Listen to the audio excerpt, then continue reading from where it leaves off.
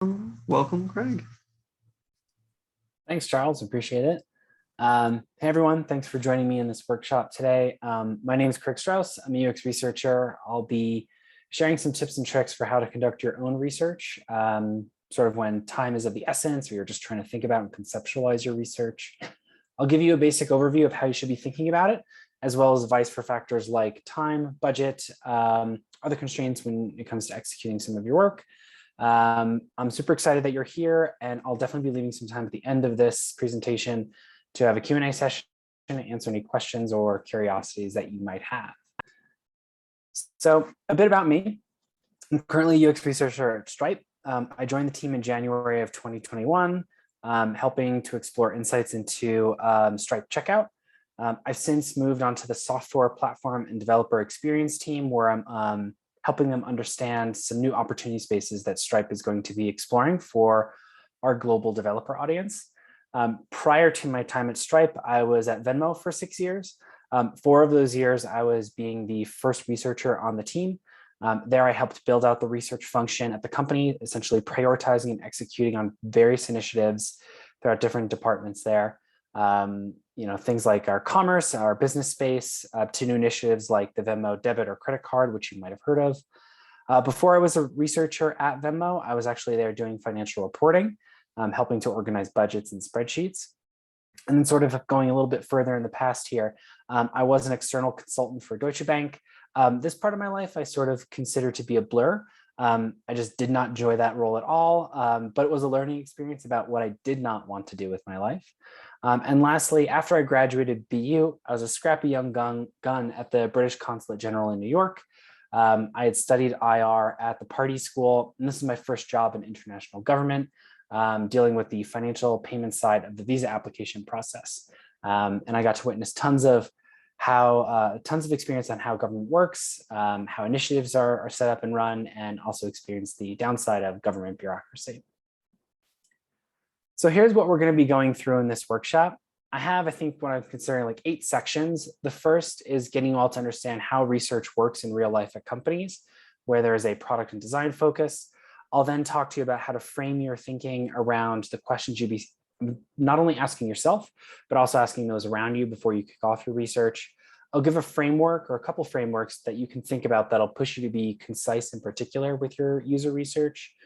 I'll also tell you how to sort of take some of the data that you find from your interviews, your surveys, whatever you're doing, and bundling it up and translating it into insights to your team. If you ever get stuck or you're not sure where to go after you sort of have done your research, I'll give you some advice on how to push and move that work forward. I'll also move on to how to conduct good analysis with what you find with research. And then we'll round out with sort of like general tips, tricks, how to run research when you're feeling very constrained. And then obviously we have the Q&A session at the end. So before we get into research, I actually want to take a step back and talk about umbrellas.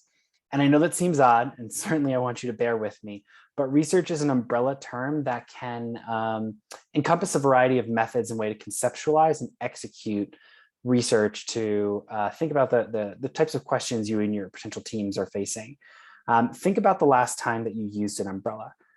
Maybe you were hustling down Comm Ave, maybe the Boston wind was doing its thing, where sometimes rain sometimes comes down and up into your face at the same time.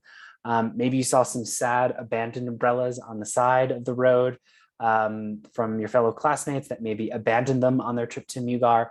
Whatever it is, I guarantee that the way you thought about your umbrella matches the way you might execute research. And so how might this be so? Well, there's 4 distinct mindsets that you can bring to research that are, let's call them umbrella related. The first is the bigger question: how does weather work? You need to know the basic of how weather operates before you even consider pulling out your umbrella, right? You want to know if it's sunny, cloudy, fake Boston spring, whatever it's going on. Think of that as sort of the foundational insights you would need to approach your research. And then you also need to know sort of the mental model that people operate with, the context, their motivations, the external factors that influence their needs when it comes to taking something out to help them tackle the weather. The second is, what will the weather be like this week? Will there be high temps? Is there snow being reported? Understanding that can sort of give you directional insight into the characters, capabilities or features or even strategies that people might use to sort of deal with getting from home to class or dorm to class, wherever they're coming from, or going to work. The same is true with products and design. What tools might work or fit into people's current habits so that people stay dry? And the third is, does this umbrella that I potentially have keep people dry? We know that we're pretty sure the umbrella can help, but what if someone's never used it before? Do they know how to open and close it? Can they store it effectively? Does it work in the contextual factors that I already mentioned? Are the materials right for a leisurely walk down Bay State, or do they fail the minute you try to run to make the tea? You refine this until you sort of get to your final design in your process. And the last step is, how do umbrellas hold up in a real storm? This is where you test all the particulars about a potential solution to see how it holds up in those realistic scenarios. You let people use and touch and feel your umbrella when they use it to next commute to class. How did it fare? What were the ongoing issues that might need refinement? Is there anything that's seriously problematic that might say, like, we cannot let people use this because it's maybe a dangerous umbrella to use, or it gives them a false sense that this umbrella is working and it's not going to be working. That's how umbrellas can kind of fit into research. And so what you'll see here is I have three particular groupings: qualitative, quantitative, and mixed methods. And these are the big categories that research methodologies are grouped into. Qualitative activities like ethnographies is an example of when you would go onto the street and see how people use their umbrellas and walk with them through their experience. It might be a one-on-one interview where you sit somebody down to have them tell you about their last travel to Mugar or to class and whether they were able to use an umbrella or not. Then there's the quantitative, and that's where you sort of can complement or be distinct enough from qualitative, where you might employ a survey, get data off government websites about the average umbrella usage per household, analytics reports around when people use an umbrella versus the weather that they're facing. Anything that gives you a sense of size and scale of umbrella usage, you'd put into this second bucket. And then lastly, there's mixed methods, and that's where research combines qualitative and quantitative. So to give an example of that, you might do 10 student interviews to understand their umbrella usage on ComAv, and then send out a survey to the entire BU student population. And that survey has questions that have been informed from your interviews with students, so that you're being very specific and targeted towards what people are experiencing when it comes to commuting to class with an umbrella. So that's enough about umbrellas for now. Choosing the type of method. There's tons of methods out there. It's really about thinking about the question you're trying to answer and the goal that you are after with research. And researchers, we are constantly thinking about these factors before executing new work. And these factors can influence sort of, what have we already done in our past or existing research that can help us out, or maybe give us the answer before we actually conduct new research? What are our teams working with, right? What are their needs from research? What are their constraints that they can't change, or things that are out of their control? And you can also take a look and see what we can answer with this research, or what we think will still remain out of reach even by doing new research. And setting these expectations with your fellow teammates can help ensure that you don't end up doing too much research or too little research. Another question to be asking yourself as a researcher is my team going to be dedicated and participating in my research? Or are they sort of sending you off to do your own thing to come back to then share insights with them? Have you created any kind of a research brief that puts all these questions, thoughts, constraints, concerns down, that gets alignment with your fellow colleagues, students, coworkers, whatever it might be, to make sure that you're aligned on your objectives, the method you're going to do, the sample size, the user criteria of the people that you recruit? And are you working with the right set of deadlines and timelines to accomplish all this? And so what you can end up happening is having several different phases of work that merit different kinds of research. And these are discover, explore, test, and listen. In discover research, this is sort of like you're starting from nothing. You're trying to figure out a new space, a new technology, perspectives on something maybe you yourself have never explored before. Research conducted here is sometimes referred to as foundational or generative research, since it informs the rest of your understanding about a particular subject area. And you might use something like a field study, where you go to people's homes or offices to see how they use umbrellas. You might use something called a diary study, where people log their umbrella usage every day throughout the course of maybe several weeks or a month to understand what sort of patterns or consistencies or inconsistencies are showing up. You might also interview people who use umbrellas often to get their perspective on how they use them and when they decide to use them. You might also conversely interview people who rarely use umbrellas to figure out why they maybe don't consider using them. In the explore phase, this is sort of where you have a better understanding of the space you're operating in. Again, to go back to the umbrella use case, you can sort of start to figure out how things fit together. You could examine a bunch of different umbrellas in a competitive analysis, right? Does the Gucci umbrella hold up against the Amazon the $25 Amazon umbrella? You might review one particular umbrella in something like a design review, and to see what makes this umbrella the best. Why does it have the most highest reviews, the highest purchases, stuff like that. You could also build an example of who's the common type of person to use an umbrella, and you might share some initial new designs or concepts with people to see what they think and get feedback on it. In the next phase, we're calling test. This is where you do something called usability testing. If you're familiar with that, it's essentially you're taking a real life build of a new umbrella and seeing how people use it in certain situations, right? How do they store it? How do they open it up and close it?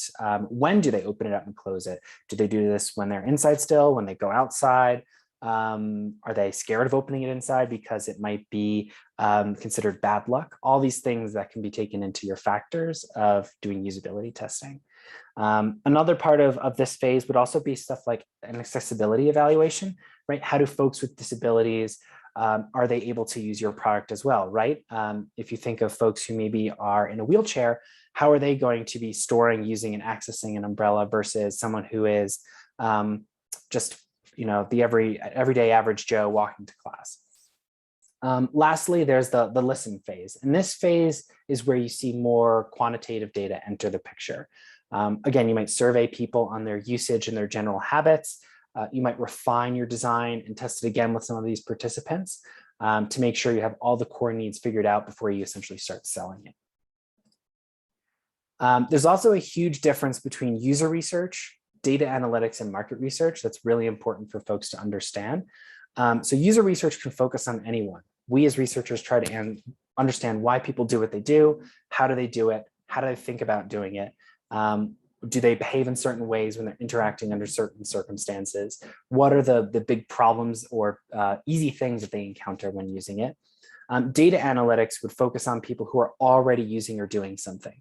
They try to show the scale or how often or how much something happens and what factors influence people's decision there. And then market research focuses on potential new users of something.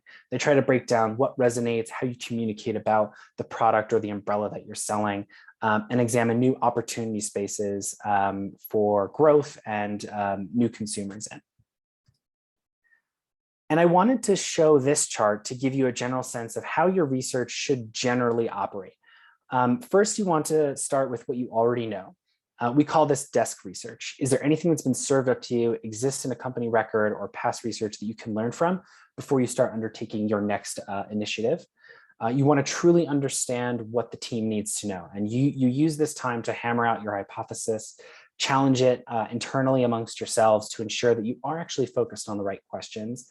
And this is why writing some kind of research brief or documentation is helpful, because when you do ultimately share it in the real world, you want people to get alignment on it, not to sort of double guess or second guess rather, why you might have done a certain methodology in research after the fact. And then after that, it's where your sort of process splits. You have to ask yourself how you will essentially learn the answers to your question, or who will help you learn the answers to your question.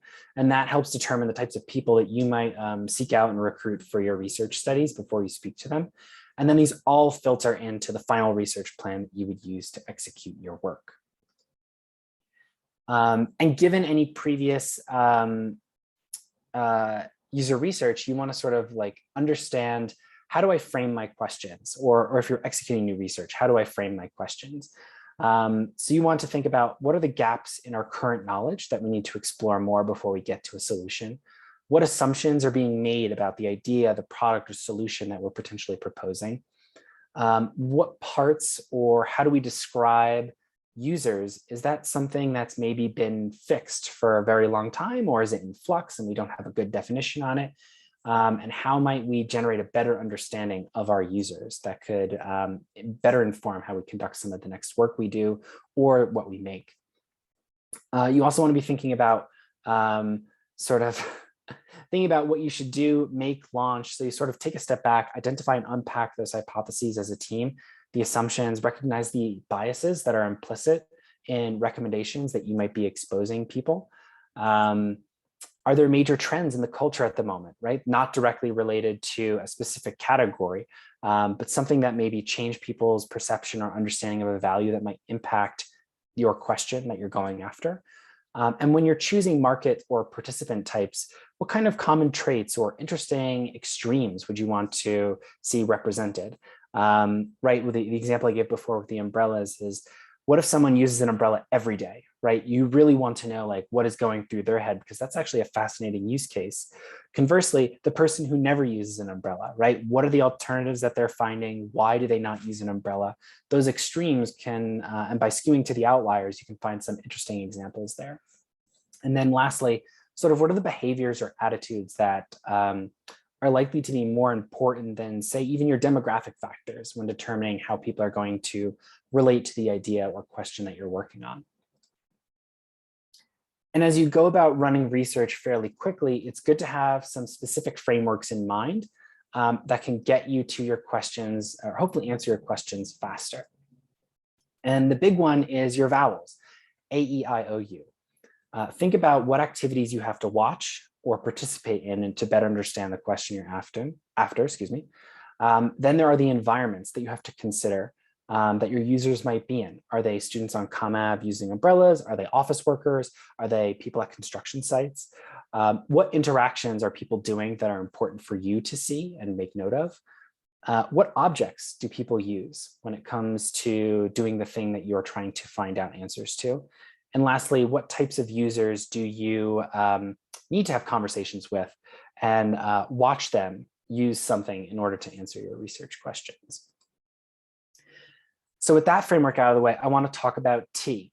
And thinking about T will give you a secondary framework for how you might go about doing some of your research. And for T, you have to let it steep before you can drink it. So when I say steep, it's actually an abbreviation. The social factors, the S, the technological factors, the economic factors, the environmental factors, and the political factors. And so here you might be thinking, what's the family life like for this usage? What are the public health concerns? And maybe it varies from country to region, state to state. What are the cultural or belief systems that are set up in the society that you're going to be looking this after? And how does that relate to the thing that you might be creating? Obviously, the technological perspective, right? How do people make the things that you might be looking at? Or how do people serve the information up? Are they using an iPad? Are they using a outdated iPhone? What's the internet connectivity like? Those are all questions too there. In the economic section, you want to think about sort of like, how is the economic system sort of influencing how people might be considering or using your product? I know with the Venmo debit card, we found that a lot of younger people were using the Venmo debit card who are very credit card averse, right? Their parents maybe didn't have a credit card. They were very skeptical of getting one themselves. And so they didn't have credit scores, and they found that a debit card was the best way for them to sort of manage and stay on top of their finances. That would be sort of an economic factor that fits into this framework here. Also, the last two, environmental and political, right? What's going on with climate? What's going on with resources that might influence the way they think or approach a potential product or design? What are the conflicts, the wars, the political representation that's set up? If you're looking at a more global product, that could be sort of like a very particular system, depending on the country you're looking and working in. And now let's say you've done your research, right? You've posed your hypotheses, you have some questions, you actually have done some research. How do you do your analysis and synthesis? Well, when you go to do this, you want to make sure that you have shared the data with your team, so everyone can be involved in analysis. This prevents you from being any kind of bottleneck. It gets everyone aligned on our UXR findings. They're seeing the process happen in real time because they were involved in the research sessions themselves. So there's less questions or less research that essentially has to be delivered and handed over to somebody else. You also want to facilitate and have them participate in those analysis sessions, right? Have those stakeholders come in with you to create shared findings together. So there's no need to wait for any kind of formal report or presentation that comes out. You also want to try to share out stories. Try to be the embodiment of participants' views, their anecdotes, bring them to life. And that can make things very real and approachable. So sharing out video clips, quotes, links to recordings, that can make the connection between maybe some stakeholder who doesn't understand the value of the research and the problem that you're hearing from talking to people who are using the product or potentially considering using the product that you're working on.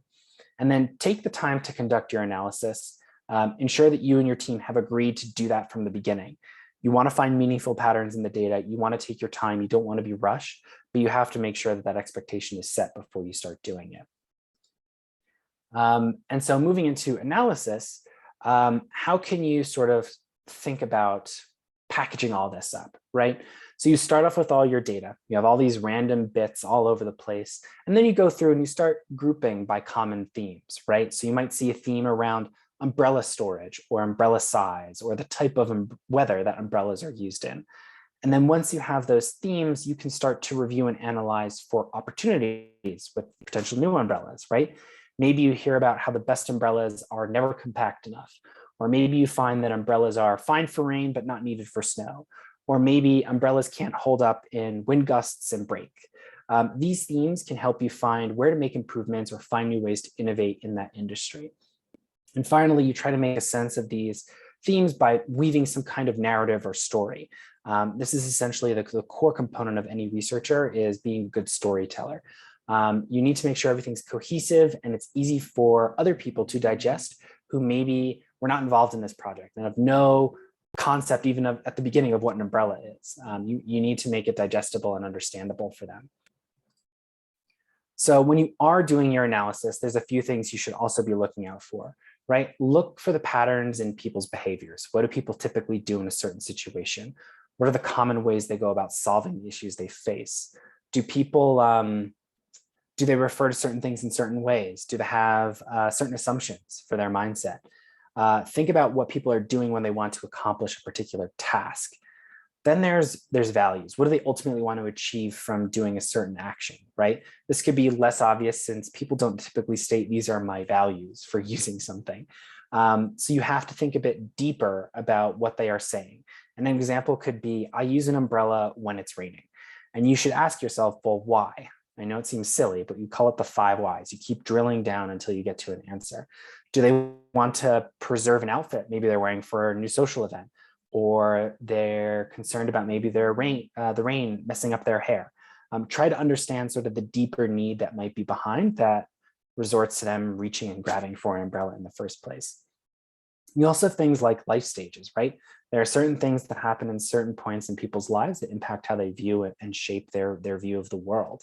Obviously in here I have like, you're graduating high school, your marriage, getting a house, maybe you're retiring and you have an empty nest. There's all these different stages that can impact sort of whether you even need an umbrella, right? If you're a retiree living in Scottsdale, Arizona, you probably won't need an umbrella all that often as somebody who maybe has decided to move to Bend, Oregon.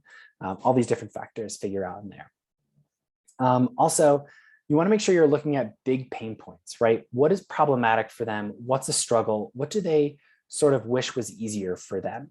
And some people might be explicit in telling you, I wish it could do this.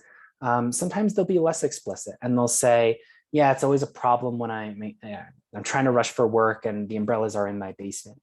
So what about that makes them sort of, how can they reach for an umbrella faster? It could be a thing that you would think about. And don't forget to understand sort of the existing solutions that are out there. What's the competition doing? What do you need to be aware of before you sort of move forward in your potential new solution? So how to get unstuck. And the hardest part of any analysis phase is sort of knowing where to start, and knowing what to do when you get stuck. And here are some common questions researchers sort of ask themselves in those situations, right? What are the basic constructs that what are the values, the process that presents the biggest shift in the way that we're currently thinking about our users' experience? How does what we learn challenge or reshape our initial hypothesis around what we build or make? What are the sort of hottest topic areas from your fieldwork? How can you begin to codify those in your topic areas? How do you revisit your framed research questions? And what do you realize you've learned after you executing your research? Were you able to answer all of them? Is there still stuff that's out there that you weren't able to answer? Did it reveal a whole new subset of questions that you should have been asking that you weren't able to ask? Those are things that can help you sort of get unstuck and move forward in your work. Also thinking about what are the outputs your teammates need in order to move their work forward, right? Maybe something they need to see to inspire or make new designs or make new design ideas happen. Think about what they might be needing and be looking for and try to see if you've answered that in the research that you've conducted.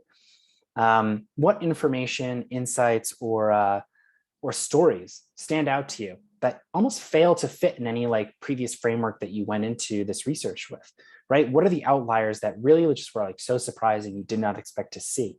And that would be an opportunity area for you to say, we don't know the scale with which that outlier might be happening. We might have heard it once in this research session, and it could be a very low signal, or this is actually something we should dig deeper on and see maybe with quantitative analysis, does this happen over everybody else's usage and we just happen to hear it once in the research? And that would be sort of a way to get unstuck and move forward in some of that work too. And then of everything that you've heard in your research and in your analysis, what quote stands out to the most? What quote stands out to you the most, right? What does it say? And how does that give you sort of impetus or motivation to move your research forward? Is it a great use case that really shines and demonstrates the product fit that you're working on? Or does it show like a bigger, deeper problem that needs more exploration? I'll also share now some basic tips and tricks that I use on a daily basis if I'm doing freelance research. So this is sort of like the oh crap moment. You don't know what to do. You have a lot of constraints happening and you need to just like get to doing research. I'm going to focus on user interviews. I'm picking these because they're the most common tool in a researcher's toolkit. They're sort of some of the foundational things that you would use that other methods build on top of. And if you sort of master some basics of this format, the others are in some ways more approachable, in my opinion. So generally, you would want to keep your sessions to anywhere between like 30 minutes to an hour. You do not want to go over that. And in those sessions, you are essentially setting up some time for your intro where you state, hey, here's who I am. Thanks for taking the time to speak with me. You want to confirm how long the session is expected to run, if they're going to be sharing any kind of prototypes, if the people have to share their screen, what kind of feedback you're looking for. You want to make sure you sort of do a little bit of formalization to be like, here's how we're going to approach this today. And then you move into the largest chunk of time for the interview, which is where you're asking all those important questions, right? And some of those might be like, how do you do X, Y, or Z in your role? What's your experience using Y app? Why are you, what are you expecting to see if you click on A? Or how do you think about using A when you're in a scenario like B? Those are some questions that would come up in this kind of format. If you're doing more exploratory research, you want to keep those questions very open-ended and neutral. You don't want to ask binary questions, essentially that end with a yes or no statement. Those are limiting, can sort of knock you off your path, and doesn't open up the interview to finding out more information. An example of this would be saying, do you normally do that when you're rushing to class? Do you normally like, try to drink a coffee while you're rushing to class? A better way of asking that same question would be, when you're rushing to class, what's normally going through your head, or what do you normally do? More of a neutral question that can elicit more responses from individuals than a yes, no, I do or do not do that. And if you're doing usability research, testing a prototype per se, you can let your participant go through the prototype. You mark down your observations as they go through it. Did they miss tapping or clicking on something? Did they get confused by certain content? You want to make sure they think out loud about what they see, think, and do. Because once they run through the prototype, you can then say, great, like, can you tell me what you just did there? Have them like summarize for you in like 2 sentences. And that way you can see, like, do they even understand what they're doing here in the first place? And then you can set the expectation, okay, great, let's go back through that prototype again one more time. And we call that retrospective probing. It's a good way to have them articulate what they were thinking and feeling as you go through the process again, to then say, I noticed that you had some hesitation here, or I noticed that you said this part was really cool. You would want them to define, like, what was cool, what was the hesitation around, to understand, is this prototype working with the way they were expecting, or was it some external factor that was maybe entering into this situation? So hacking research, obviously you're trying to do research on your own. There could be some constraints around budget, time. So obviously using freemium options like Google Hangouts or Zoom are a great way to invite participants to research virtually. If you don't have the budget to pay them, you can get a bit creative. So you can think about how you can offer things like discounts to the products you're building, something like a free trial of a service, a coupon on their next purchase. All these can keep people motivated to attend a research session. You can also give them exclusive access to specific content or what your colleagues are working on if you don't have the ability to pay them. And lastly, if you have access to it, people are always up for swag. So you can always hand out t-shirts to get their feedback for like half an hour or something like that. Those are great ways to find people to participate and be invested in your research beyond just paying them with money. And then if your research even permits it, you can go and just observe in public, right? Watch how people interact with objects in the real world to understand how that might build the foundation for what you do next. And also use like something like a note matrix in Google Sheets or Excel to keep things organized is a great way to do some quick analysis work. And so one of my last slides here is an example of a note matrix that I did, I think back in December of 2021, 2020 into 2021. And you can see here that what I've done is essentially like I put all my questions in the top left. These are like the general questions I was probably going to ask. And then you can see in these successive columns that I have all the people that I interviewed. And it goes on for me. I think there was 8 or 10 people in this interview. And you can go through and just run down in column B as you're asking all your questions, column D as you're asking your questions. And this is really good because then when you're finished with your research, you can then go across the rows and see the themes as you review a row for a particular set of questions. And that makes it easier to see how often or how much of something is happening if it's coming up in your research. And then there's this idea called tallying. You can go through and mark, say like you make another tab on the spreadsheet and mark each time somebody mentions something. And this is essentially a form of digital affinity mapping, where you're highlighting where your biggest themes are because you've marked that in the 8 or 9 sessions that I hosted, maybe 7 people mentioned this theme. And then you can highlight that because you've easily identified it going through your notes. And now you know that this is a theme that you might want to focus or surface to the rest of your colleagues, or what you potentially like think about as you go to maybe revise a design or build something new.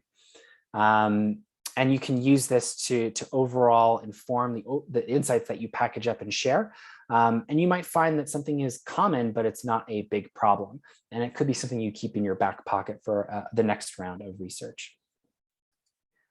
So with that, I want to pause and open this up for a Q&A session and take whatever questions or curiosities anyone is willing to ask.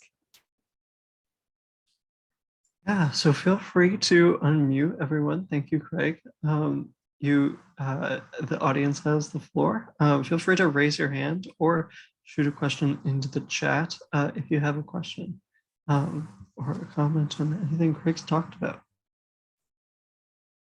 And we'll give it a couple seconds for people that are typing into the chat. Sure.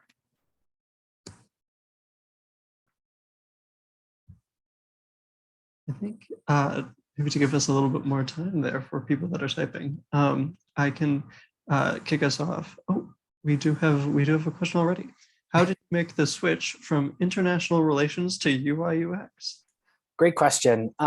So at my time at Deutsche Bank, I was just very unhappy with what I was doing, and so I looked for a job that would allow me more flexibility and getting in on essentially the ground level and rebooting my career. and Venmo happened to have that opportunity.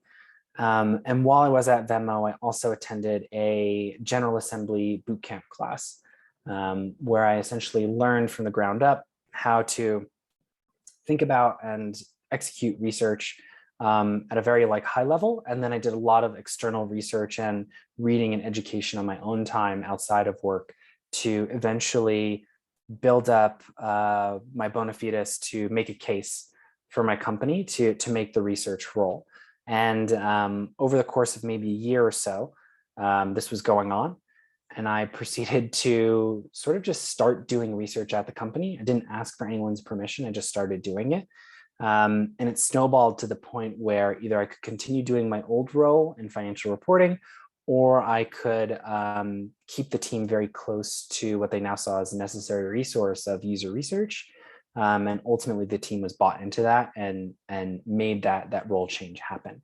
So it certainly depends on a lot of factors. If you're thinking about where you are, maybe getting into this field for the first time, I want you to know that a lot of folks out there do switch into user research from other fields.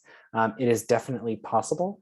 And it just depends on sort of the factors that are around you: time, budget, the receptiveness of the company or the environments that you're working in or on, all influence sort of how you make that transition in your own time.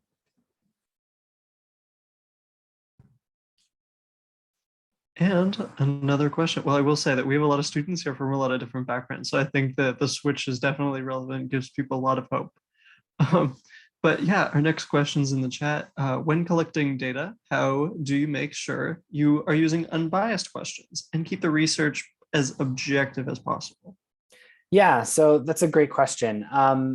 Generally, as a researcher, you ask enough of the same questions, and it feels a little bit like insanity, that you start to self-identify with which ones are biased or unbiased. And so you have sort of your go-to questions that you keep in a neutral state.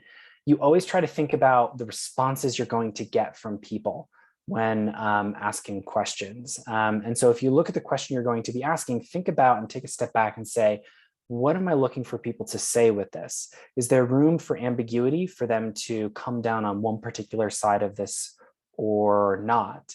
And if there is that opportunity for them to be more yes or no, then you're probably asking more of a biased question than you want to be.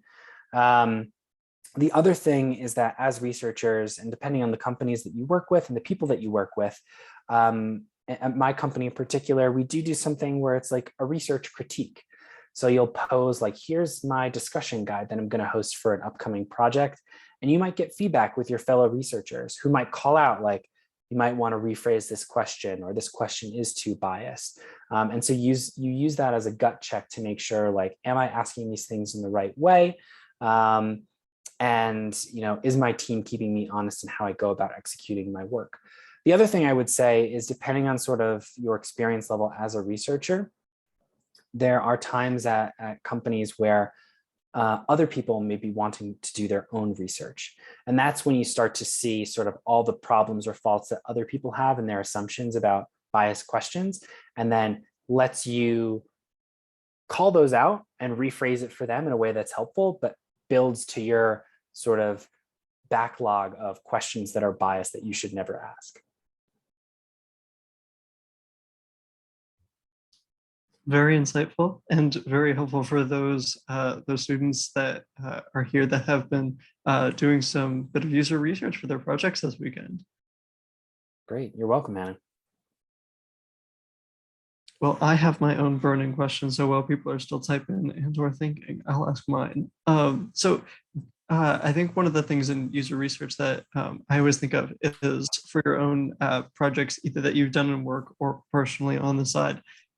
Was there any that come up off the top of your head that stick out when you had to really revise, do a big revisal of either a project that you're doing, specifically going back and almost restarting the user research process to kind of either accommodate for a new user base that you had to be exposed to that just came up, or a new unknown factor that came that you had to figure out how to revise the process? Yeah, that's a really good question. I can't be too specific because this happened recently, so I have to speak in some generalities here, so I do apologize. But there was a recent project that I did where I started interviewing people, and it was very apparent in the research interviews that people did not know what I was speaking about. And so at first I thought, wow, we've really recruited the wrong people here. That we just sort of missed the mark, and the assumptions that we made in the recruit and who we recruited were just not the right fits. And it turned out that that was actually not the case at all. It actually was the way that internally we had defined and were using certain terms that were being misinterpreted by our external audience that we were recruiting for. And so that was a really big sort of realization for us at the company to say, we need to have a specific definition for what this is, so that when we do talk about it with people in the real world, they know what we mean by it.